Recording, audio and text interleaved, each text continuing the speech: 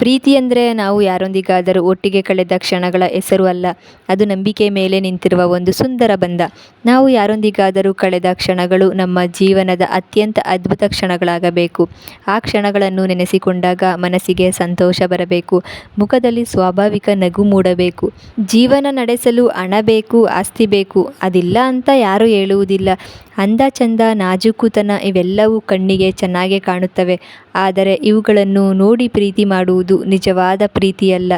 ನಿಜವಾದ ಪ್ರೀತಿ ಅಂದರೆ ನಂಬಿಕೆ, ಒಬ್ಬ ವ್ಯಕ್ತಿಯ ಮೇಲೆ ಇರುವ ಭರವಸೆ, ಅವರು ನಮಗೆ ಎಂದಿಗೂ ಮೋಸ ಮಾಡಲ್ಲ ಅನ್ನೋ ವಿಶ್ವಾಸ. ಹಣ ಇವತ್ತು ಇರಬಹುದು, ನಾಳೆ ಇರದೇ ಹೋಗಬಹುದು. ರೂಪ ಇವತ್ತು ಚೆನ್ನಾಗಿರಬಹುದು, ಕಾಲದ ಜೊತೆ ಬದಲಾಗಬಹುದು.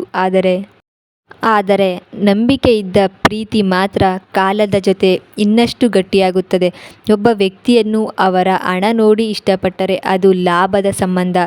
ಆದರೆ ಅವರ ಮನಸ್ಸು, ಅವರ ಒಳ್ಳೆತನ ಮತ್ತು ಅವರ ಮೇಲೆ ಇರುವ ನಂಬಿಕೆ ನೋಡಿ ಇಷ್ಟಪಟ್ಟರೆ ಅದೇ ನಿಜವಾದ ಪ್ರೀತಿ. ಏಕೆಂದರೆ ಪ್ರೀತಿ ಅಂದರೆ ಕೇವಲ ನಾನು ನಿನ್ನ ಇಷ್ಟಪಡ್ತೀನಿ ಅನ್ನೋ ಮಾತು ಅಲ್ಲ, ನಾನು ನಿನ್ನ ನಂಬಿದ್ದೀನಿ ಅನ್ನೋ ಭಾವನೆ.